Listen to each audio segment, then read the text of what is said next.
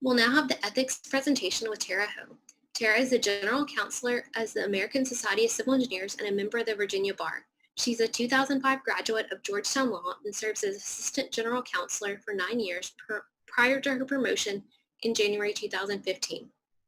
In addition to serving ASCE's legal counsel in areas of employment tax, contract, and intellectual property law, Tara oversees ASCE's Professional Conduct Committee and writes a monthly column, A Question of Ethics, which is published in the Civil Engineering magazine. Tara also serves as Secretary for the Committee on Publication Ethics, a UK-based charity that provides ethics guidance for scholarly publishers. Please help me welcome Tara today. All right, thank you. And I really appreciate being invited to speak to you today about a topic that I think is very interesting and also very important. And hopefully we'll have some very interesting information for you about what ASCE is up to in terms of ethics activity.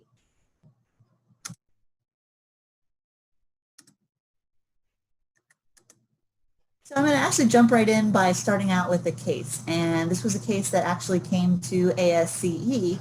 And it was about there was a very large excavation for a dam actually in California. And the site for the dam was approved by the district engineer for the water area.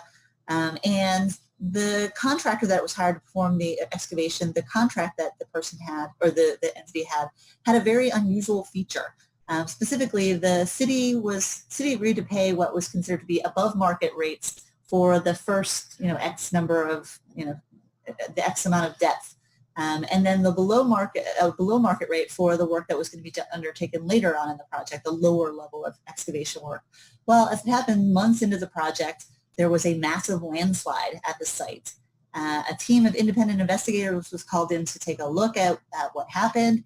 And their report indicated that the site was never going to be suitable for the dam, that it just, because of the condition of the soil, the rock conditions, and it just wasn't the right location to have for this dam.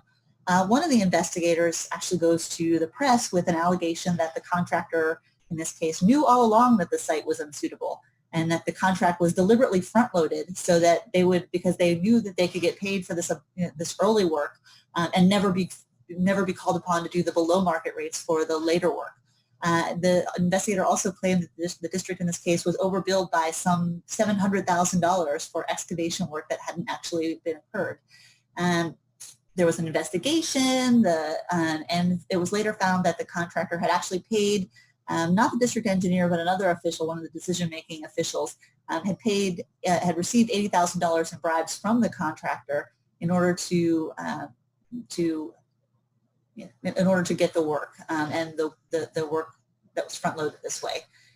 So if you look at a case like this, you think, okay, who do we think are the bad actors in this case? Who are the ones that, if you were going to look at them from an ethics standpoint, who are the ones that are questionable?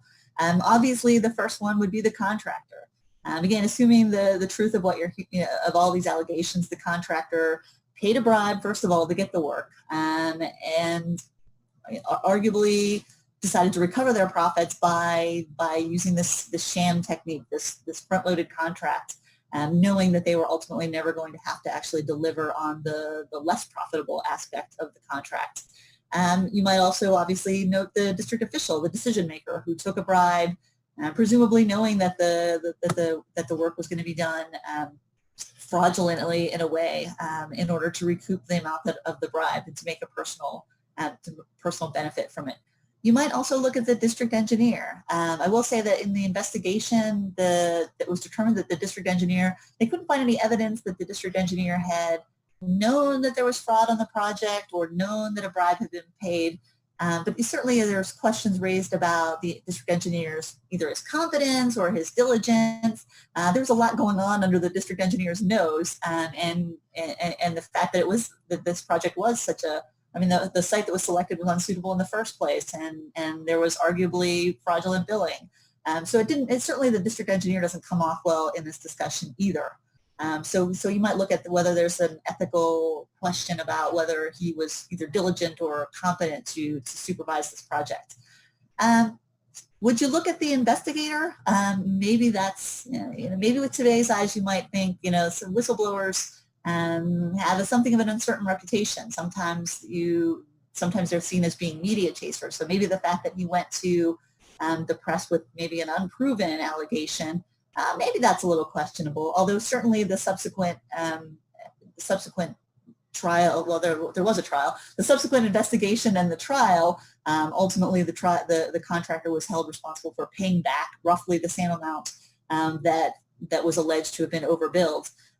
So certainly the investigation appears to have subsequently borne out what the investigator said in the first place. So I think by and large, many of us would look at this case today and say the investigator did the right thing, or at least he did a right thing. Whether that was exactly the best course of ethics action, certainly we wouldn't maybe question his ethics.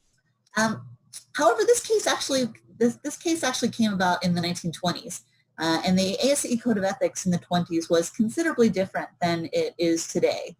In fact, there was no language in the code at the time preventing fraud. There was no real language about bribery. There was no language about truthfulness, really. However, there was a provision that said it will be considered unprofessional and inconsistent for an engineer to attempt to injure maliciously or falsely the professional reputation of another engineer. Now, we might look at that and say, well, how does that relate to this case? Well, in the 1920s, ASCE's Board of Direction at the time was responsible for administering codes, and they thought that the investigator, by bringing this case to the public media, by shining a media spotlight on this case, that he had brought, and this is a direct quote from the letter that was issued, bringing to a brother engineer injury to his reputation.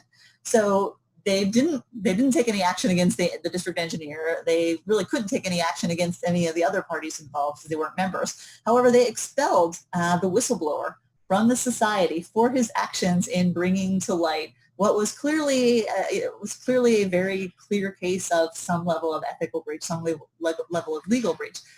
His actions in exposing this district engineer to shame because of that was deemed to be something that rendered him unworthy of being a member of society. Why do I discuss that case? You'll find out in a little bit, but it certainly does show you as a good example of how ethics can be in the eye of the beholder, and we will see more about that as I go on. So taking a step back, I always like to make sure we're talking from the same understanding when we're talking about ethics.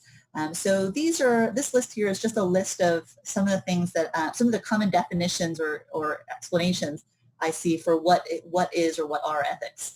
And the first word that I've highlighted is moral principles. I often hear people talk about ethics in terms of, in comparison to the law, and I sometimes see people say, okay, maybe ethics is higher than the law, or law is part of ethics. I don't think it's quite the same as that. I don't necessarily agree with that. I think ethics and the law serve two different purposes. And so sometimes they get the same answer and sometimes they don't. And even when they do get the same answer, a lot of times it's not for the same reason. And so as an example, I'll give you an example of sealing documents.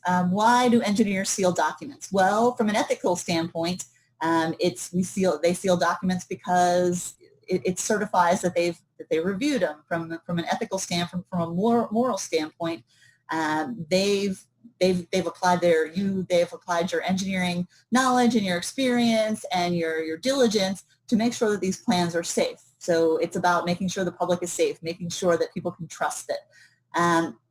So from an ethics standpoint, you might say, if I'm a competent engineer and I've reviewed something thoroughly, and I am competent to make an assessment of the validity of a document, I would be okay to sign a document or seal a document anywhere in the United States. We know from a legal standpoint that's not true. From a legal standpoint, you have to be licensed. So the law is not about a moral decision. The law is about establishing order. It creates a system so that people have an expectation. And maybe the system that they create is intended. At the end of the day, the law is trying to get at the same thing. They're trying to ensure that designs are safe. They're trying to ensure that somebody responsible has looked over something. But they don't look at it from a moral standpoint. They look at it from a regulatory standpoint, from what kind of checklists can we put in place? What kind of systems can we put in place? So the law is about establishing order, not necessarily about the morality of a decision. Maybe a little more commonplace example would be a difference between If you're driving in a car, how fast can you go? From an ethics standpoint, from a morality standpoint, how fast are you safe to drive? Some people may be safe to drive at very fast speeds, and other people may not be particularly safe driving at any speed. So from a moral standpoint, a moral decision would be very based on what you personally are safe to do. From a legal standpoint, of course, we understand that you drive 55 here, you drive 65 here, you drive 25 there. Again, it's about setting order and establishing expectations, not about morality. So again, ethics is about morality. It's about what's right and wrong. Since we're talking about professional ethics, obviously hopefully everybody has personal ethics as well, but for the purpose of this session and for your career as engineers, we're largely talking about professional codes. The code that the profession has collectively agreed is your standard for governing behavior. Certainly the point of the code is for making good decisions, for setting out the responsibilities that you have and the duties that you owe to others, and then creating that as a model that engineers can follow. So why are ethics so important? And again, we're talking here about professional ethics. Hopefully many of you have personal ethics that are, if anything, higher even than your professional standards. But when we talk about the collective wisdom of the profession, well, what does that accomplish? Again, the first is about safeguarding society, using the example of the drawings that I just gave. It is a template for professionals to serve the public good. It makes sure that when engineers act ethically, that the things that they do ultimately protect the public health, safety, and welfare. And then the reverse side of that is credibility. Having a code of ethics makes people hopefully, are more inclined to trust people or trust professions when they know that they are acting upon on the basis of an ethical code, not just purely from self-interest. And there's always going to be some self-interest in having your career and being successful. But ethics is meant to be that higher calling. It's the thing that if you look at it, at least the classic professions, people place enormously, immensely important things in your care, in all of the professionals' care. Whether you're a doctor, that people place their lives literally in your hands, and with engineers, people place their lives on the work of an engineer. With a lawyer, people may be placing their personal freedom. Again, all very important things, and so the trust that is needed for a member of the public, for a customer to come to you or a client. And give that level of trust to you. Having a code of ethics gives you that credibility as somebody who's going to do the right thing. Education. Ethics are extremely important. Codes of ethics are extremely important as far as educating professionals on what expectations are of them as they continue on through their career. You've heard the expression before that a smart person learns from their own mistakes and a wise person learns from mistakes of others. The code of ethics is meant to embody those mistakes that other people have made and to help people from not making those mistakes in future. Long-term gains. Many, and I'll talk about this in a little bit some more, but many of the mistakes that people make, many of the ethical problems or the ethical lapses that people fall into are because they sacrifice or fail to account for long-term gains as opposed to their short-term interests. There's an immediate need to take care of, and so they make a bad decision on, to alleviate some problem without recognizing that ultimately that short-term decision may hurt them, may hurt their firm, may hurt their careers down the road. So ethics serves as the reminder that good ethics is good business, and that sacrificing ethics today may help you in the immediate future, but down the road. You may pay a greater cost than if you made the painful decision in the first place. And then lastly, of course, I think ethics is important from a standpoint of self-value. Feeling good about yourself and the work that you do. Saying that you abide by a code of ethics is kind of a powerful thing, and it's an important thing to be able to say about the work that you do, and again, that you are guided by this higher calling as a member of your professional. So again, all very important things and all very important rules that professional codes of ethics play.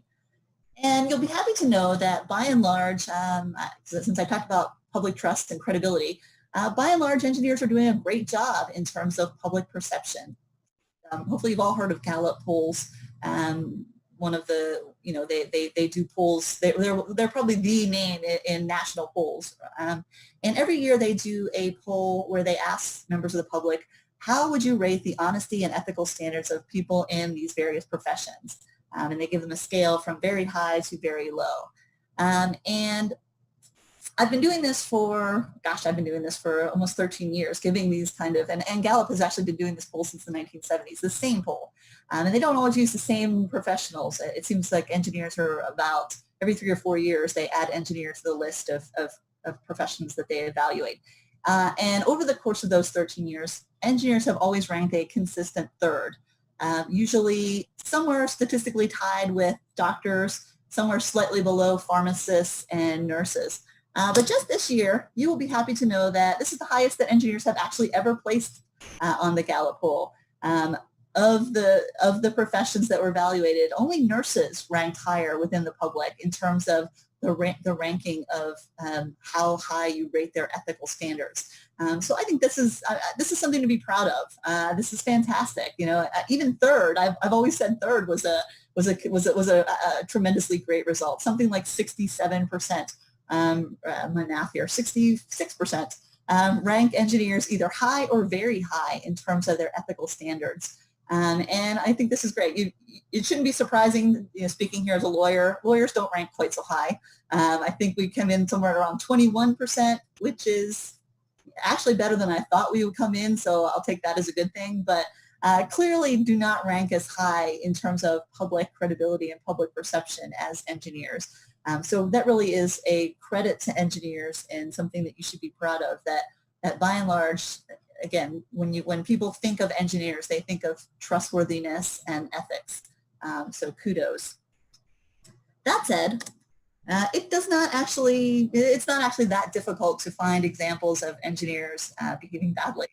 In fact, to put together this slide, I literally just went to Google and typed engineer convicted. And not surprisingly, you find a lot of hits. Here's a Volkswagen engineer. We all know what that case was about. Most of them end up involving some level of procurement fraud or unfair competition. Well, in the tech industry, this is not necessarily a civil engineer, but in the tech industry, there's a very recent and so notorious example with a former Google engineer who downloaded 14 gigabytes worth of data about the Google self-driving car and took it with him to his new employer to design their self-driving car. It's not all that difficult to find examples, unfortunately, of engineers doing things that challenge that public perception of how ethical and how, again, not selfish, but selfless the engineering profession is. So I look at those cases and I think, somebody might look at this case and say, gosh, some of these cases, these are just bad actors, the sort of bad apples that don't really reflect the profession as a whole. But I think it's important to look at these folks and say, maybe there are some bad apples, and maybe there are people out there that have been self-driving and maybe don't really reflect the professional ethics as a whole. But I strongly suspect that many of these people got into the profession for the same reasons that everyone else did, that you did. Wanting to do the right thing, wanting to have a good career while doing something worthwhile and meaningful. And, certainly, again, here's Mr. Volkswagen engineer here. I don't think he probably envisioned himself, his picture being on the New York Times as, the face of the Volkswagen diesel scandal. He probably thought, again, he was just going to be doing, he probably embarked on his career intending to follow the law and to do the right thing at all times. And so I look at these things and I think, why do people who are ethical in general, or why do people have those lofty goals, why do they sometimes make unethical decisions? I think it's not necessarily something that, I think it's sometimes things that people do fall into, even if they really have good intentions, or even if they never thought they would be the person to do the wrong thing. And the spectrum here that I've drawn, or the 3 bullets here I've drawn, it's based on in an accounting principle called the fraud triangle. And I think it applies to more than just fraud, and obviously I didn't draw it as a triangle, but I think it is really meaningful in terms of what kinds of things make people make bad decisions. And obviously the first one, my first bullet here is incentive. Obviously, if you don't have the incentive to do the wrong thing, you're not going to do the wrong thing. But incentives are everywhere. Probably the biggest incentive is pressure. Pressure to deliver results, pressure to bring home a client, pressure to keep a client, pressure to win a contract, fear of losing your job, fear of being ostracized, fear of not getting that promotion, fear of not making your personal ends meet. Obviously, desire for personal gain. You can't ignore that. We all, many of us wish we could make more money than we do, and so again, that may be an incentive to do something to cut a corner. The second level is the second step in the fraud triangle, or this spectrum, is opportunity. It doesn't matter if we have all the poor incentives in the world. If we don't have the opportunity to do something wrong, we're okay. We're not gonna take that wrong step. But in many cases, there is an opportunity. You may have a company that doesn't really have a lot of oversight, internal or external. Your client may not scrutinize things quite as closely, or your employer. So timesheets are not something that are looked at very closely. You may even have a poor corporate culture, or even an absent corporate culture, where again, people do things and nobody says anything, nobody blinks. You're not really rewarded for doing the right thing. In fact, you may even be rewarded for, or you may see others or perceive that others are being rewarded for doing the wrong thing. So opportunity is the second thing. But the third thing, and the thing that I think is probably the most important thing to think about, is the rationalization. Even if you have incentive and opportunity, some people may not take that opportunity without that rationalization, without that, here's why I'm going to go ahead and do it. And I've listed a few of the ones that I most commonly hear. Again, with ASCE, one of my roles is to participate in the complaints against members, complaints for violating the ASCE Code of Ethics. And these are some of the things that I hear. Everyone else is doing it. You always hear about pay to play.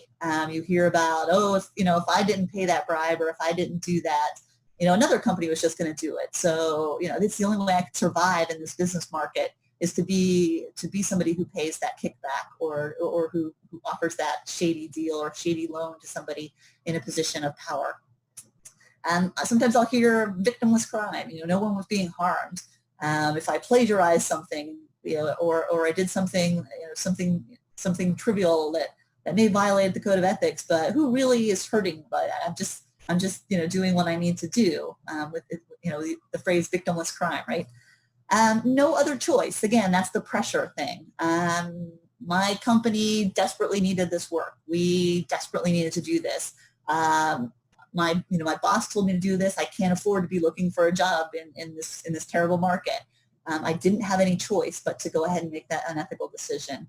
And often I hear people say something along the lines of, I can make up for that later. I figured if I did this thing. Actually, Volkswagen is a great example of that.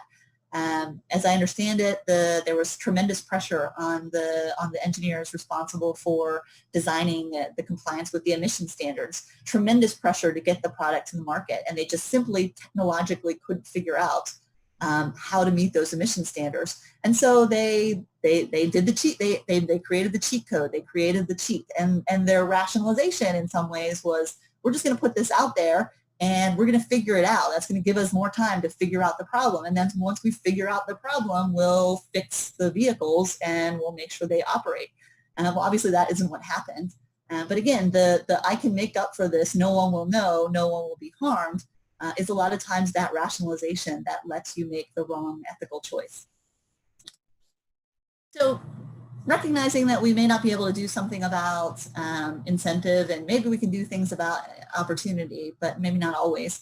How do you prevent yourself from making that rationalization? How do you solve a challenge when you're in an ethical dilemma?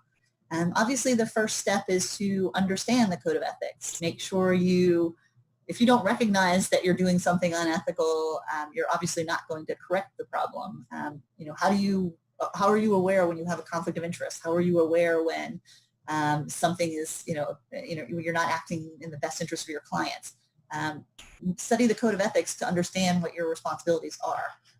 Ask the right questions. Again, understanding what your obligations are makes you ask the question, should I be doing this?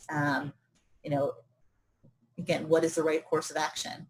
If you're having trouble answering those questions, look for additional resources, ASCE certainly being one of them, but there are lots of resources out there. Your company may have resources. You may have an ethics counsel or an advisor of some sort or a trusted advisor. When in doubt, seek help. That actually is probably the best thing that you can do. Try to find somebody, even if it's within your company, if you feel comfortable with that, or somebody whose judgment you trust, whether that's another engineer or even somebody who's outside of the engineering, outside of your professional community. Contact ASCE. We have, myself, my phone number is made available. I'm going to make it available here at the end of this presentation. I'm always happy to talk to somebody about an ethics dilemma. And if I can't give my own recommendation, not being an engineer myself, I'm happy to put somebody in touch with one of our committee members who is also happy to offer recommendations. But definitely don't feel that you have to make a decision in a vacuum. If you're in a true quandary, do indeed seek help. So here's a second case, another example of a case that actually came to ASCE. In this particular case, we had there was a public contract in, I'll say Shanghai. It was an international, very large international city, huge project. And the city voluntarily decided to undergo the QBS process. Qualifications based. So they had people submit their credentials, they selected a bidder, and then they began the process of negotiating a contract. Well, 6 months into the contract negotiation, one of the bidders who had been rejected, was not the one that was being negotiated with, submitted an unsolicited proposal with pricing information, and also had done so somewhat in partnership with a local consultant. So there was a joint proposal, basically, as opposed to sort of like the international bidders. And the public owner abruptly terminated the negotiation with the original candidate and said, you know what, we're going to go ahead and just award the contract, kind of forget about the QBS process. We're just going to award this contract to this new partnership. Is that ethical? Is that something we would feel good about? I think many people today might look at this and feel like this was at least a little shady. It's definitely, it's definitely not something that we would think is, a high mark, something that we should all aspire to do, to try to sneak in those bids. But is it unethical? Well, again, this was an earlier case. This was a case that came in the 1960s, and at the time of this case, the ASCE code again looked quite a bit different than it does today. And it said, inconsistent with honorable and dignified bearing for a member to attempt to supplant another engineer in a particular engagement. There was an ethics complaint filed against the two ASCE members who were part of the competing firm, and they were suspended. The president for 3 years and the vice president for 2 years for their efforts in supplanting for subverting this QBS process. Well, fast forward maybe 6 or so months, and knock on the door, the proverbial door, and ASCE gets a visit from the U.S. Federal Trade Commission, telling us that they have deemed our code of ethics to be in violation of federal antitrust law. And if you're familiar at all with antitrust law, it's basically a law that prevents collusion to suppress price competition. And antitrust law is notoriously unfriendly to codes of ethics because they see professional codes of ethics as an agreement among market competitors. And so if there is any language in a code of ethics where we all kind of agree to do something that's maybe anti-price, the FTC takes that very seriously. And as far as they were concerned, in this particular case, as an example, the firm that we disciplined had done nothing other than submit pricing information. And so by saying that was unethical, we were violating the federal legal principle in support of the values of price-based competition. So I've done now 2 cases. I gave you a 20s case, I gave you a 60s case. And my super secret reason for giving you that is to talk about how ethics changes over generations. There's a common quote that I've seen that I typically like, this quote that I have here, where ethics is never a weather vane, it's a compass forever fixed. And that may be true within sort of a personal, as a personal guide, if you look at a North Star as being your North Star for ethics. But generationally, that is really not so much the truth. ethics does change. The things that people find important today may be tremendously different from the things that people thought were important 40, 50 years ago, and maybe even more different from what people are going to think 40 years from now. And so if you look at ASCE's code over the past 100 years, it has changed a lot as an adaptation of what we felt are, as an adaptation of what ethics has come to mean. Clearly the case of the 1920s shows that we didn't think as highly of documenting our obligations to truthfulness and objectivity and the public welfare. That is tremendously changed. In the 1960s, clearly we were very restrictive on price because we thought that we were protecting, we collectively, ASCE, thought we were protecting the public from people that might cut corners or do things that were unsafe in order to save a buck. But obviously that was conflicting with the law, and so we were forced to change our ethical code and to develop our ethical code to reflect an understanding that pricing is not something we can restrict. More recently, we've added language about sustainability. Sustainability was not in the Code of Ethics until the late 1994, I think it was. We added language on corruption in the early 2000s to make it clear that we would not tolerate bribery, fraud, and corruption even in the global marketplace. And then very recently we added inclusion, so making it an ethical obligation to be respectful of people regardless of their race, religion, or other protected characteristic. And 2020, I've got these great red question marks here because, as you may or may not know, ASCE about a year ago created a task committee to take a look at the Code of Ethics as a whole. The code that currently exists was approved, other than the few changes that I mentioned listed as the 20,000 in the 20,000s or 2000s. Our code has remained fundamentally unchanged since the 1970s, and that may be earlier than some of you were born. Certainly longer than many of you have been practicing. So it's a 45-year-old language, and love it or hate it, some people think that the language is dated. Some people think that the principles are dated. Somebody told me they thought it read like Shakespeare. It's a code that's been around for a long time, and so it was a decision made by the executive committee to take a look at the code and to see whether or not there was room for modifying the code.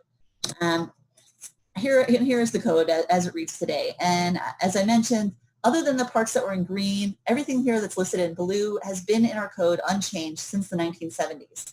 And their supplemental guidelines are too lengthy. I mean, it's a 4-page document to go through the various guidelines, and most of those have remained fundamentally unchanged for more than 40 years too.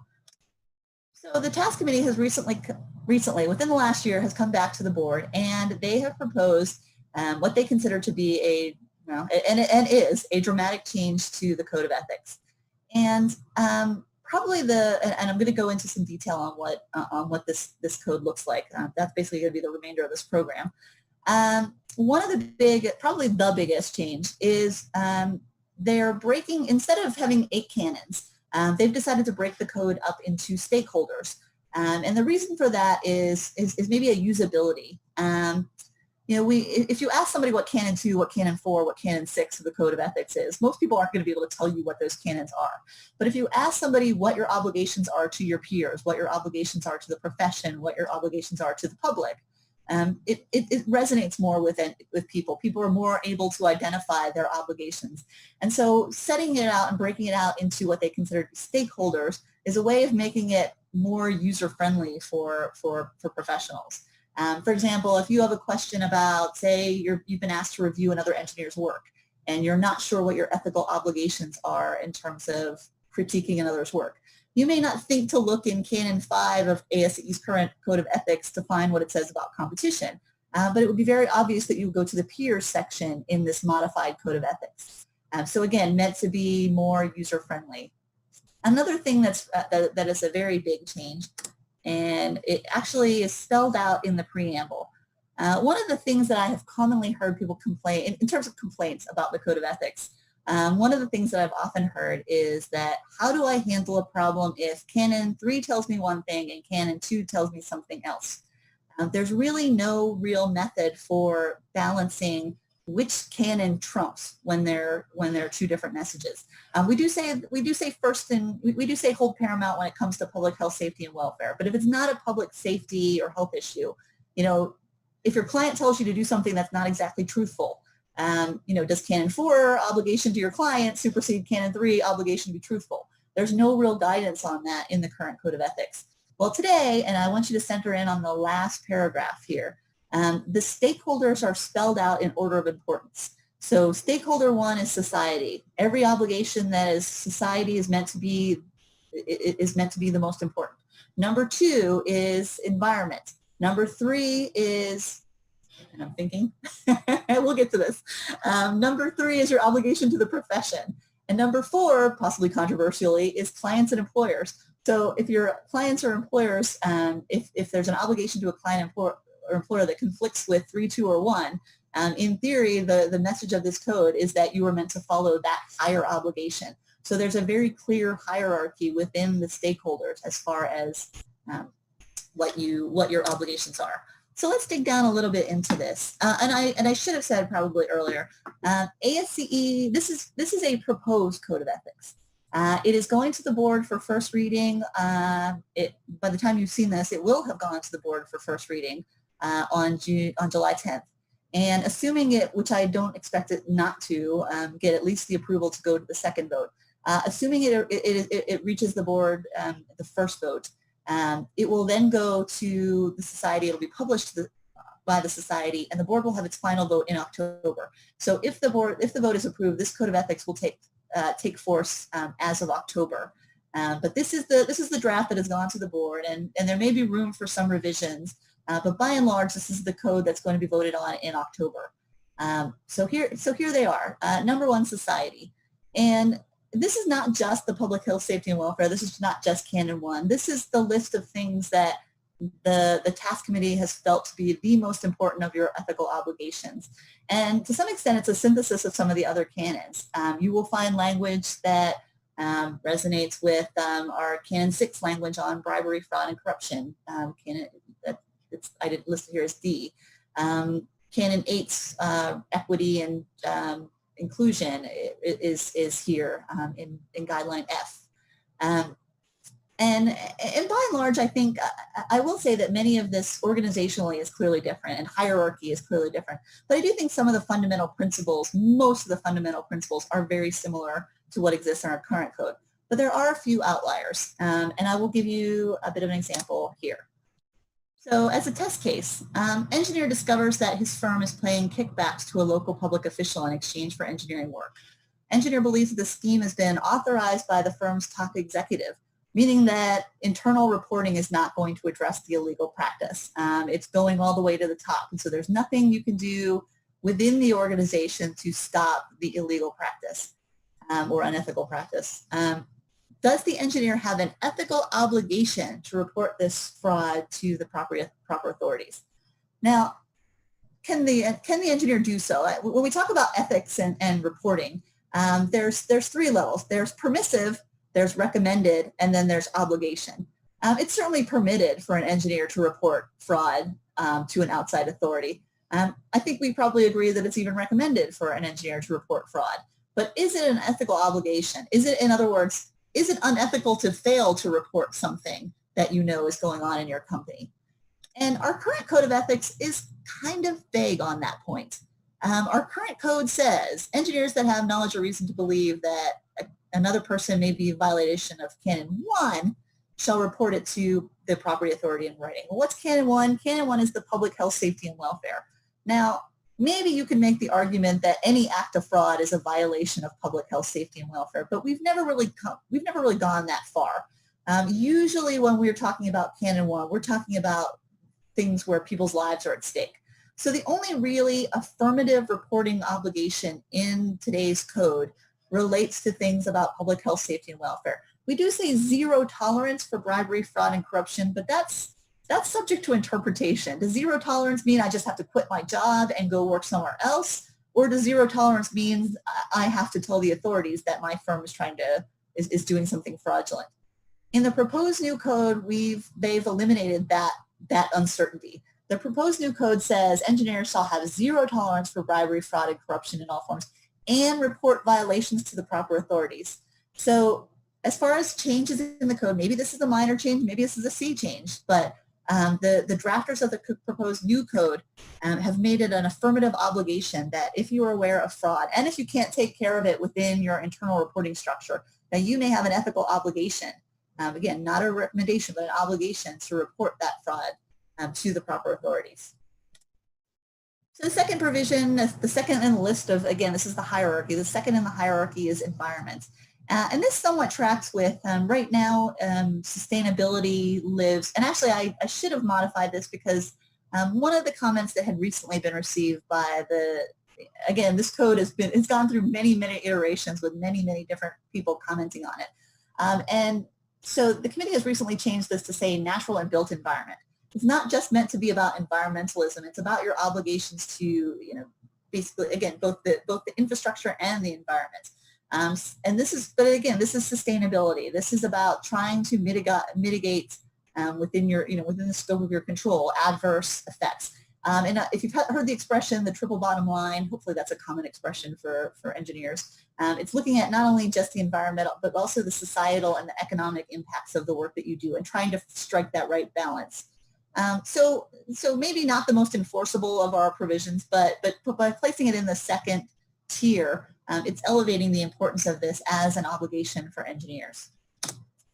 So again, the third of the hierarchy, so second to society, second to the natural and built environment, is the profession. And this is about, this includes things like fair competition.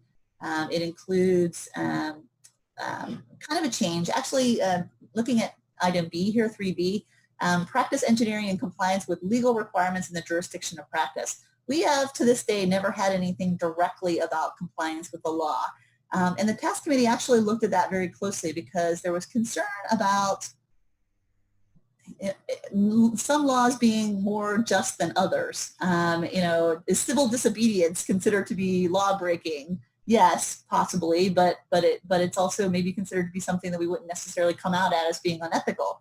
If you're operating in a country where it's illegal to, or it's not entirely lawful to give work to somebody of a different gender, that might conflict with a moral principle. So they were a little leery of going into saying something like practice engineering lawfully. But they did think it was an important statement to say that you should comply with legal restrictions. And in many ways, this is about licensure. This is being about again, making sure you understand your obligations under the law when you're practicing engineering. Mentorship and knowledge sharing, education, some of these are a little more aspirational than enforceable, about creating future engineers and doing your part to enhance the prestige of the profession. Again, possibly controversially, clients and employers are fourth among all in the hierarchy. And these obligations should be fairly typical for you, for those of you who've looked at our current code. Acting as a faithful agent or trustee, disclosing conflicts of interest, keeping confidential information, performing work only if you're competent, and again, sealing work that has been done under your responsible charge. One slightly interesting difference, again, as I said, I don't think the fundamentals of this code are significantly different from what you're used to, but there are some changes, and one small change that I think is kind of interesting is moonlighting. If you're an employee who does work at a full-time, this is an example, your engineering firm works on large multi-unit family homes or commercial properties, and so you don't do engineering services on single-family residents. And you get a job request, and so you think, hey, I'm just going to do this work in my off hours. I don't need to use any of my employer's resources. I'm not going to take any of their time. Do you need to inform your employer of your outside work? In today's code of ethics, yeah, absolutely. Engineers shall not accept professional employment outside of your work or interest without the knowledge of their employer. Interestingly, and maybe some of you think that's absolutely the right thing to do, and I might agree with you on that, but there is I've had a conversation with a lot of people who think, you know what, it's none of my employer's business what I do in my off hours. As long as I'm doing it responsibly, if I'm not, there could be a liability risk if I'm insured, if I have a separate corporation, if I do everything above board to make sure my employer is protected.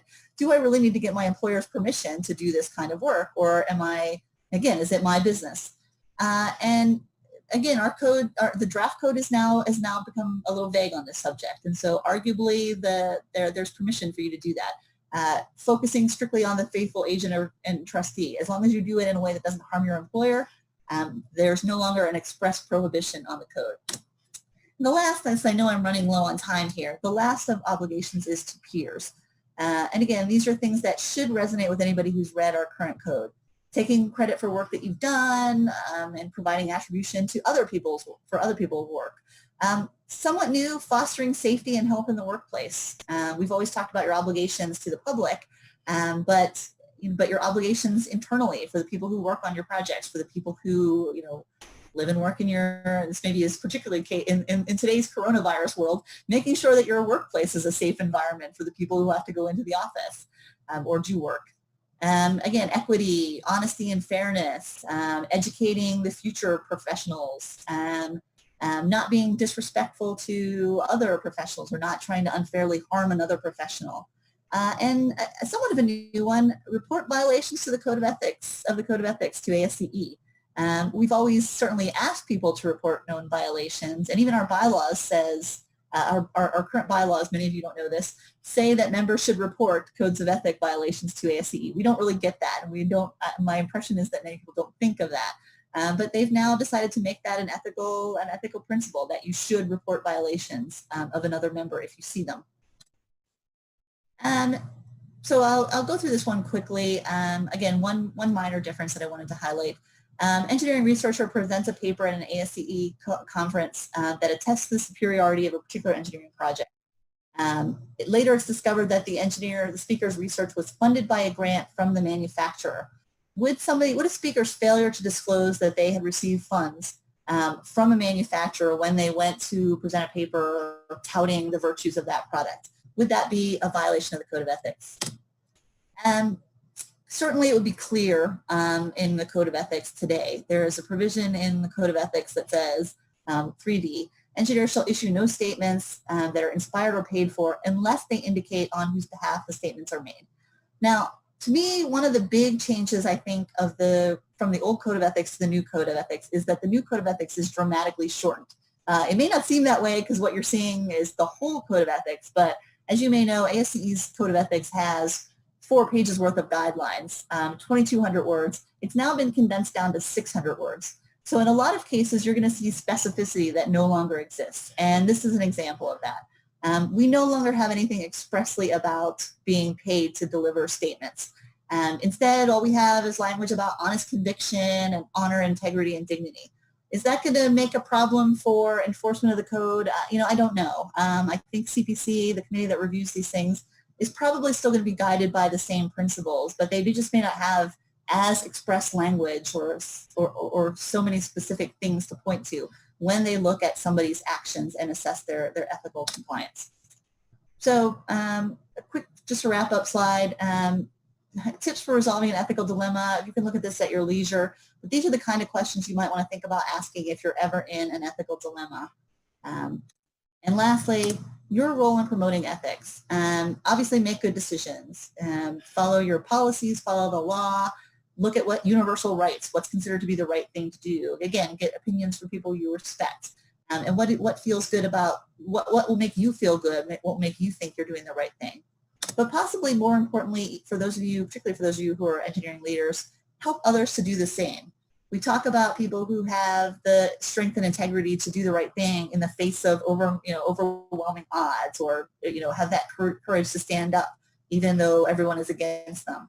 But it's obviously easier to do the right thing if you're encouraged to do the right thing. So to the extent that you can create a corporate culture that promotes ethics, that rewards people for complying with the code and penalizes people who don't, as they say, walking the talk, not just having the code that says the thing, but actually enforcing that code and making sure people do the right thing. That's the way that you guarantee, or almost guarantee, or do the best that you can to guarantee that others around you, the people that you work with, will also do the right thing, because it's going to be easier to do. We all want to do the right thing, but if you make it easy for us to do the right thing, we're more likely to do that. That's it for me, and I will open it up to any questions that anyone may have. Thanks, Tara. This is Jonathan Brower. I really like how you covered the difference between personal and professional ethics, and also that slide on how ethics does change. So I was wondering, no doubt this will all continue to evolve, and I'm sure this code of ethics will, go through other changes in the decades to come. So how do we prevent, or not necessarily prevent, but be aware of our personal ethics and the personal ethics of others maybe creeping into professional ethics? And should we stop that, or should we continue to let it creep, or how do we handle that? I do think, that's a great question. I do think it's a challenge. In fact, CBC has had a number of cases where, again, professional and personal bleed together. And, I'll just give you as an example. I'm lately seeing a theme of things like people say things on social media. So you put a joke out, and it's a joke that's offensive on the basis of a protected characteristic. Is that a personal activity, or is it a professional activity? Does it become more of a professional activity if you have a lot of your colleagues on your Facebook page? What if you're a supervisor? What if you're a professor and your students are following your Facebook page? There are a lot of ways that professional and personal can bleed together. And some people think there is no distinction. Some people think that, like they say, there's business ethics and there's professional ethics. Well, no, there's not. There's ethics. Some people may think there isn't that line, or there shouldn't be that line. You should, once an engineer, always an engineer, whether you're at home or at work. I'm not quite as absolute as that, because I do think that I don't think it can be as absolute as that, because, so, for example, I think I just did an article about this, so I apologize if I'm repeating myself. We obviously wouldn't expect you to be as competent.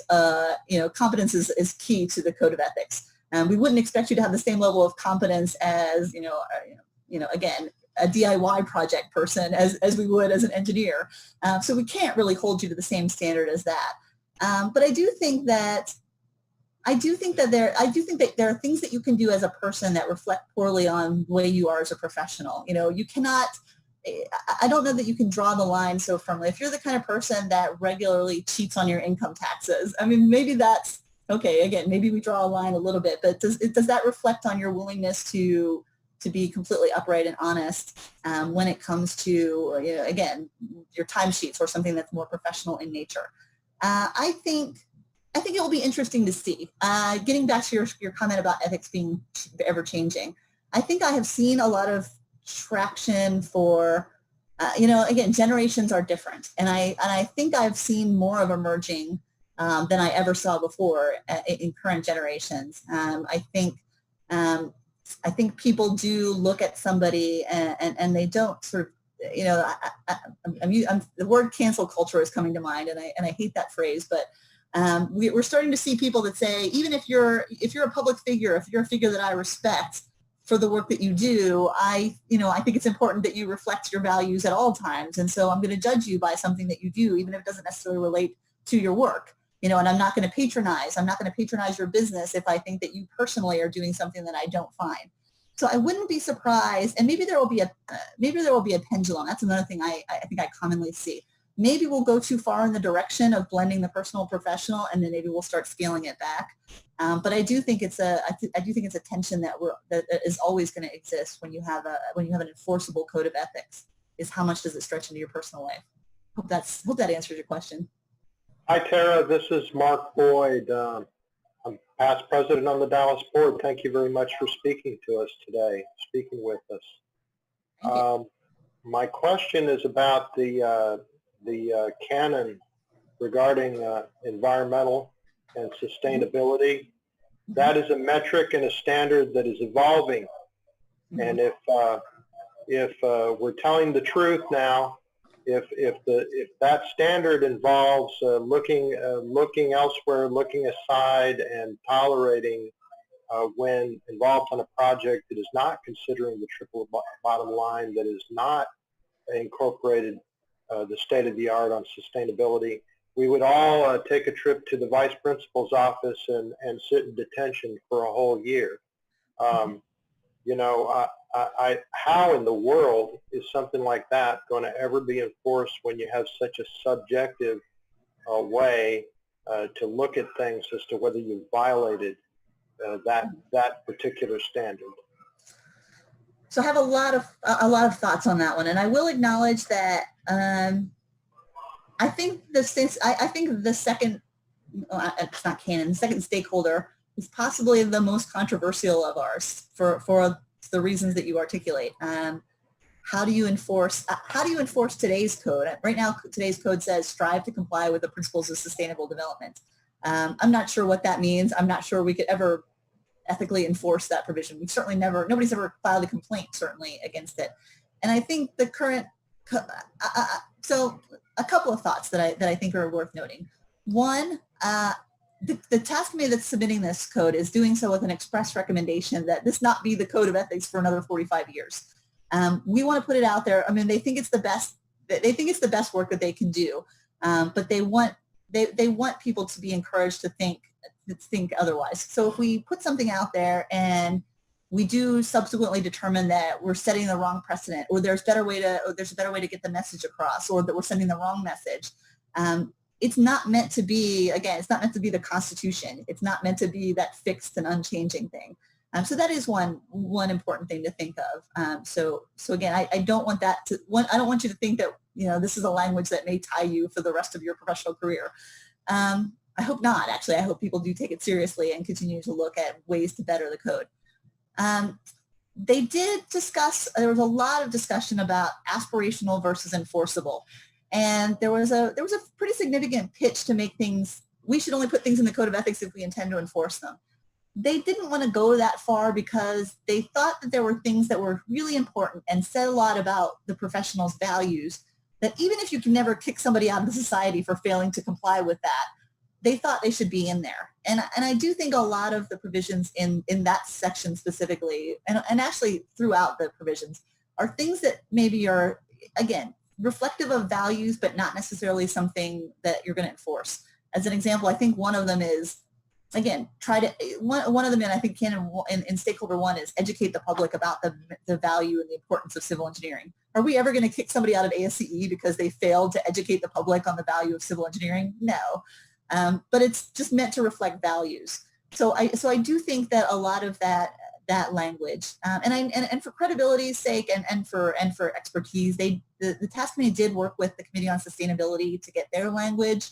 And you would not be the first person to comment to them that you can't set the bar so high. I mean that no engineer could possibly hope to comply with.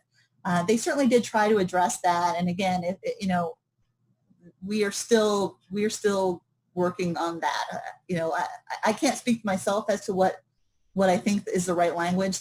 But it definitely was their best attempt to get at language that told you what your values are without making it so that no engineer could ever actually hope to comply with those sustainability provisions. Thanks for a great question. Tara, with that, I'll wrap it up. Can people find this code of ethics on the ASCE website or the proposed code? It was,